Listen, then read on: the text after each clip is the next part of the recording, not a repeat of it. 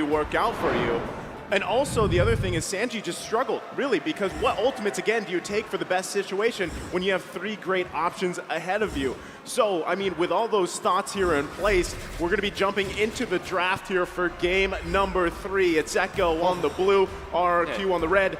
Bans, very similar here, and right away, snapped up like that. There's the carry in the hands of Benny Jr. wants to give it another go. Efusion, it's... We've seen this before. We've seen this before. Same, all right. Oh, so it's Farsa instead. Okay. They want to make sure that there is no way for, there is always a way for them to tag the backliners.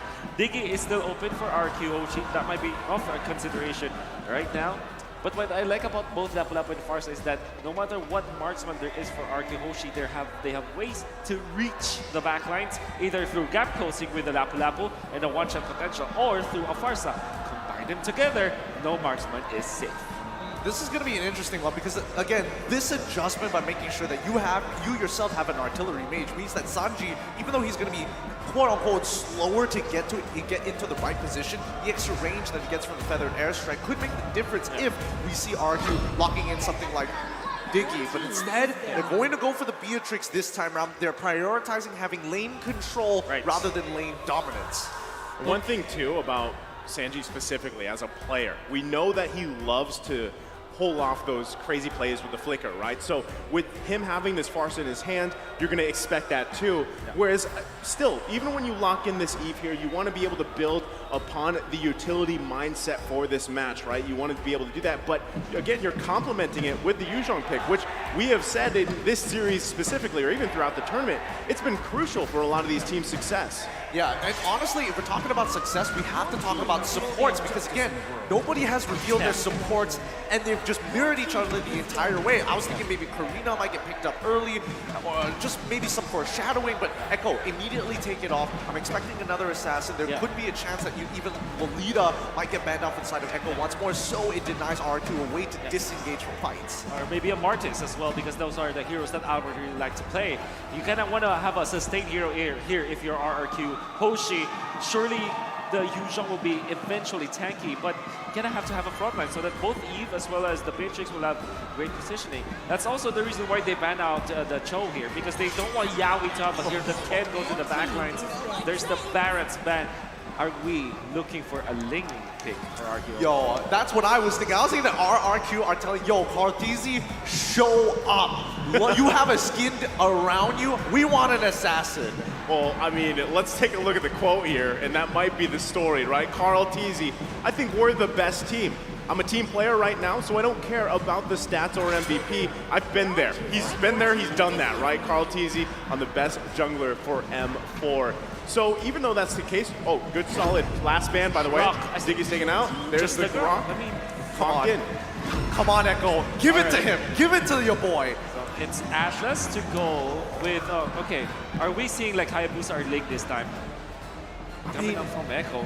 Come on. I'm so excited here. I can't wait to see Kartizi on an assassin. He showed up big time. He's been there, like the quote says, during M2. If he locks in Lancelot here and wins this game on his own skin, that is just, beautiful. Oh, it's the Akai. Oh, no. Okay. Well, he's kind of like a ninja, right? I mean, Akai, depending on what lore story or skin you lock in, right? So they lock it in. On the other side, though, Albert will be picking up the Hayabusa. And it's, once again, it's the Dragon Warrior against Tai Lung once more. I mean, it's frustrating to see because I really wanted to see Kartizi bring it to RRQ in the assassin department against Albert of all people. But yeah, as one says, he's such a team player. Yeah, I know. He did. He transitioned into that. On that point, right, that's what makes these teams so scary is because you've had either... A lot of the times it was the junglers carrying teams, right? But teams that either play for their jungler or their jungler plays for their team, that's a big thing here. So this is kind of a different, I guess, for a lot of people that have been following Carl Tizzi specifically, they might want him to play assassins, but if this is what he feels like is the best for Echo's success, then that's what's gonna be played, right? So, but is it gonna be able to compare against Albert in the jungle on the Hayabusa? We've seen amazing things before, but let's load up into game number 3. It's 1-1 in the series. Who edges ahead here?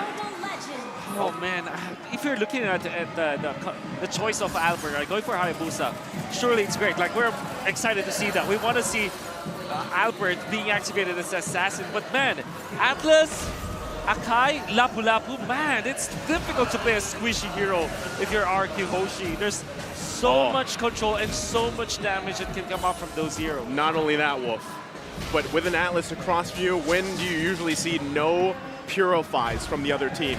Yeah, That could be deadly. That is a big observation here. Vin already getting stunned up. I'm surprised that Vin doesn't flicker it out just yet, but yes, there we go. He gets out of the tough situation. And, you know, coming back to that Atlas, I think we've seen many, many times, and in a couple of international competitions last year, that Atlas has really turned over some games in the later stages. Yeah, definitely. And this time you have what? Heavy Spin as well as the Fatal Links. You can like switch between the two of what you will use as your first in when it comes to your initiation, right? What do you use first? You can use like Heavy Spin first so that the Atlas will have a better ultimate afterwards, or maybe use it afterwards. So the Echo composition is really backing on the damage output of both Farsa and Bandicuti, and they have the tools to make that work. Well, I think on top of that, you know, if you are playing this Atlas, if Clay can find the Death Box positioning in the right moment at the right time, then you can use that to your advantage, right? You are now forcing Echo wherever they decide to respond and set up with the Fatal Links, then hey, you can go ahead and set up that box and hopefully profit off of that, especially with Brock here for Vin, right? We've seen it before, it can happen, but right now they've got to kind of check those boxes, and with the first turtle of the game coming up, Yaoi's not level 4 yet, so you're going to see this kind of unfold here. Yep, Furious dive coming in from R7. He's right on top of Kaltizi, forcing him to use his ultimate as soon as possible. And even Sanji really high up there with the Feather Airstrike. Kaltizi all by himself in R7. We'll find first blood. And here comes Yaoi getting into the middle of it, finds 3. But Sanji, he gets 1 already. Vin is so low, but they cannot get it. And now R7 with a double kill in the bag.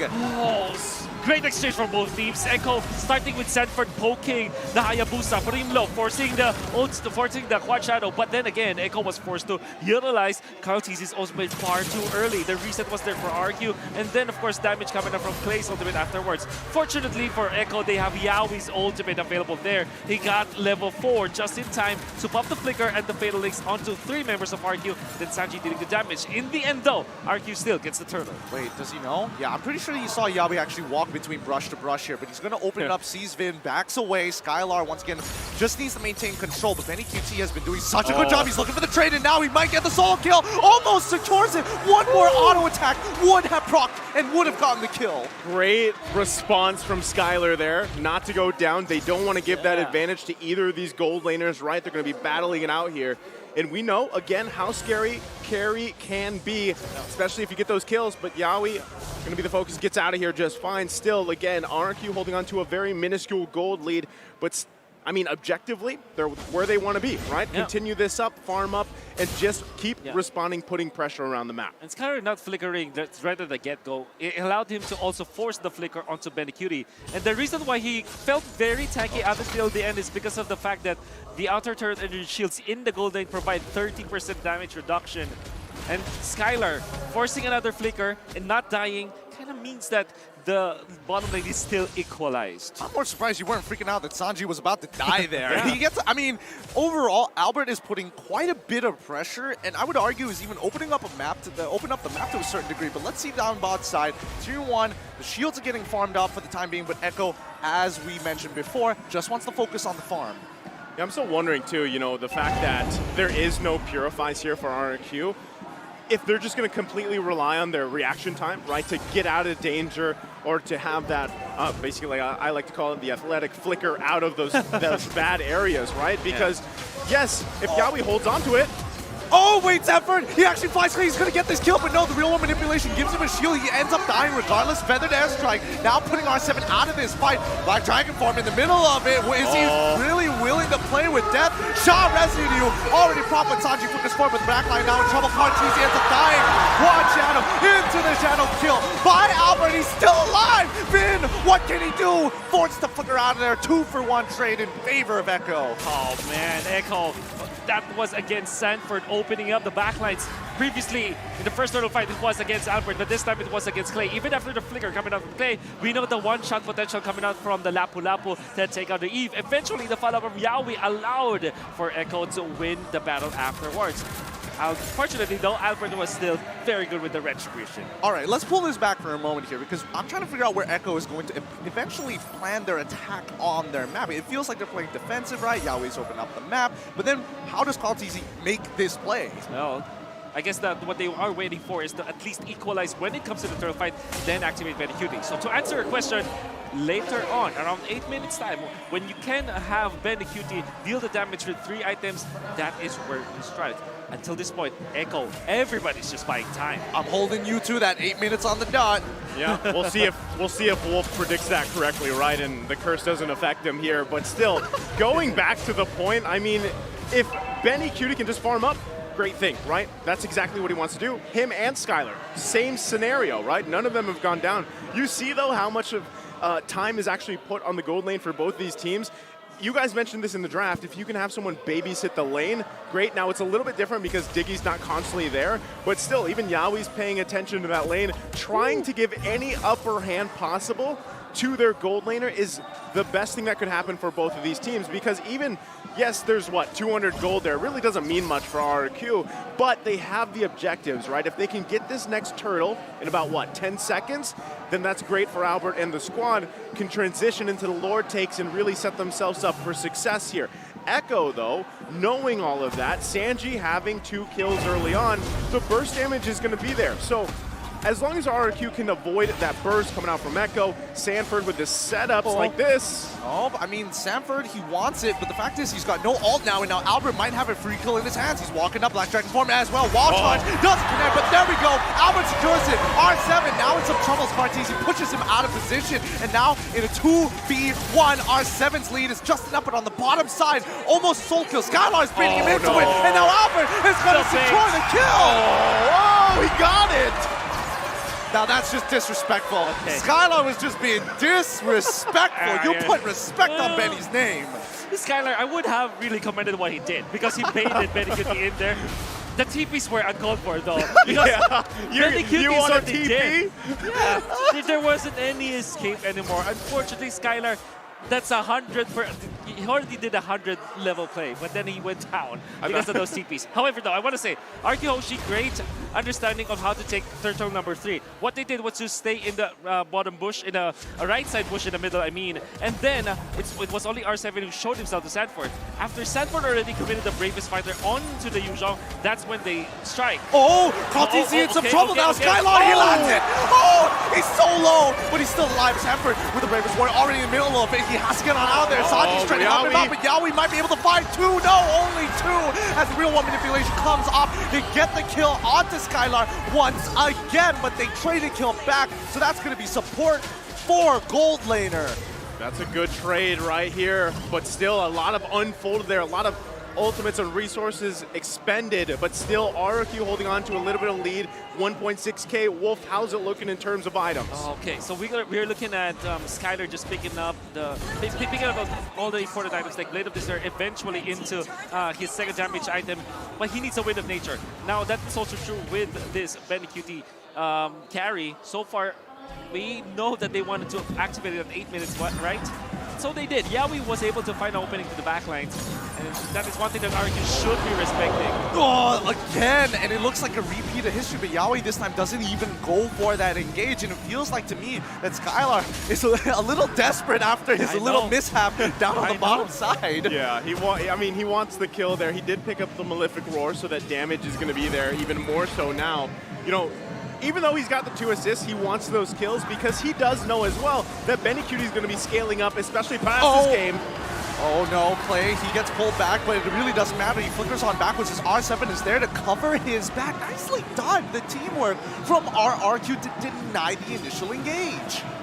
Great teamwork coming up for RRQ, like I said, and this means that they might have the better control of the first Lord of the game. What are they doing right now? What they should be doing right now is to control the lanes first before they engage onto the first Lord dance. So they're using Scatter up to the top lane, bottom lane already pushed out. Mid lane should be answered by R7 or maybe Clay in here. Yeah.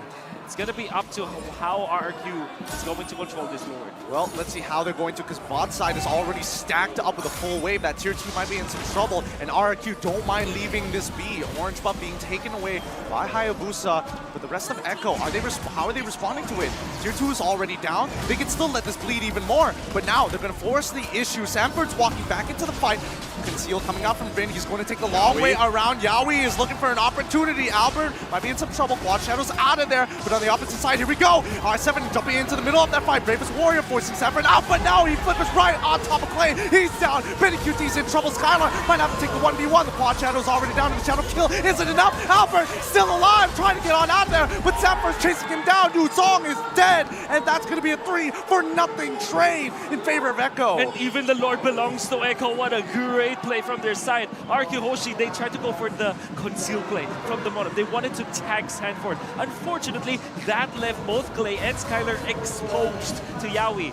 Yaoi didn't find the first jump, however. As you saw, RRQ, they still managed to get away from there, but their position was already compromised. Albert was too far when the Lord was put on to low.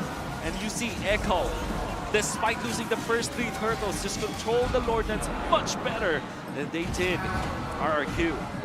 Not only that, but I mean, even that team fight, you saw how much pressure there was from Echo that Skylar actually didn't have the opportunity to get in the positioning he wanted to. He had the defensive flicker out, and now they're dealing with this siege coming out from Echo. They still have the Lord also on the bottom side to work with. They're going to lose more turrets here and have to be forced to pretty much defend in their base. Conceal play comes out, just getting a check here. But the big thing for RRQ, they do have Clay. Their defense, their high ground defense should be pretty good, at least to this point. It's only 12 minutes in the game. Lord is even at half health here. So let's see how this one plays out. Yep, Finn already using his conceal. He's Now in he the has middle of Flicker. everybody. Oh, well, let's see. He finds one. And now the Feather Airstrike in combination. Petrify onto Benny QT. R7 trying his best. He's in the middle of the fight, but nobody can support him. Albert finds one. Contisi is dead. And now they're looking for a second as they find the Bravest Warrior next. And now with it all, Albert still lands it. But it's no! He hits that! Skylar! Absolute monster! Snipes it from halfway underneath the inhibitor turret! That deserves the Dave sheesh, because he has been waiting for that moment in this game. Skylar finally gets it, Okay. and that's a massive successful defense from RRQ. This word doesn't exist, but I'm gonna use it. So many sheeshable moments out there. As you saw Yaoi with a jump, right? We saw this as Flicker, but look at that combination of Clay and Vin. Guardian's Barrier with a diamond-shaped box. And then eventually Skylar just sniping Benny Cutie. My goodness. That was clean. That's the word. Sheeshable. Good lord, oh man. I don't know, these Beatrix players are disgustingly good. Well, a little too good for my taste here. I want to go back to some of that basic stuff. I feel bad about myself now. Well, I mean, at this point, they've turned it around. RRQ, they had to defend the high ground. They did. Yes, they lost a couple turrets, but they profited off of it, right? I mean, they have that defense. They get a couple members of Echo down, and now you can see that, right? With that swing, that pendulum swing, momentum in their favor, they just have to be cautious with the setups from Yaoi. That's the biggest thing here. The next Lord is going to be up. RRQ is in a good position to actually take this one, and Echo knows it. How about that? There's Sanji and Yaoi up top through a bush. You have to be careful about this, and RQ doesn't have vision of that. Skylar already utilizing this this runner. Just make sure that they scout out additional members. And I think that the RQ has a little bit of the same idea. They want to control the outside bushes, like the Lord Dance. Look at them. The Lord only has 2 heroes, and everybody's just dispersed. Look at that. They're waiting for that conceal play. They got Benny Cutie there on the top side. Carl TZ still going to bounce this Lord around here, keeping everyone, RQ on the hunt. They're trying to figure out where the other members are. Lord half health, here comes the conceal. Yep, Yaoi's coming in. R7's already looking to engage Clay once again. Is this a repeat of history? No, they back off. Now the real one manipulation, wall charge as well. Already hitting 2, falling into Rena's apathy. It's all over now. As now they try to jump in. Sanford turns around, finds Skylar as well as Finn. They push through. Benny finds it again, taking out Clay. A triple kill, absolutely shredding through them. But now they're chasing them down. How many can they find? Echo is looking for some as much much value as possible. But R7 tries to turn it around, but it doesn't matter. Benny QT hasn't even used his Winds of Nature and flickers for it. 4 for 2 so far. Benny QT, the hurricane of Echo. You saw how it was activated in that fight. They utilized Yaoi as well as Sanji from topside with a concealed play, and it's almost a repeat of history. But then again, after Clay already utilized his ultimate, and then Albert is no longer a threat to the carry. That's when he was able to rise to the occasion. He found 3 members of RRQ, and the Lord Dance was perfect from Echo, especially because Call TC won the Retribution battle against Albert. My God, that was the disaster for RRQ Hoshi because of Benny QT's calamity. Not only that, but the fact that they waited patiently for the concealed play, and now it's again RRQ on the defense. Yep, Call in trouble here. Oh no, Clay's in trouble. He can't do much about it. He doesn't have any of his battle. Now he finds it, and now they have a double kill. Sanford cleans it up. They're going to be ending this. Echo takes game number 3. GG, well played.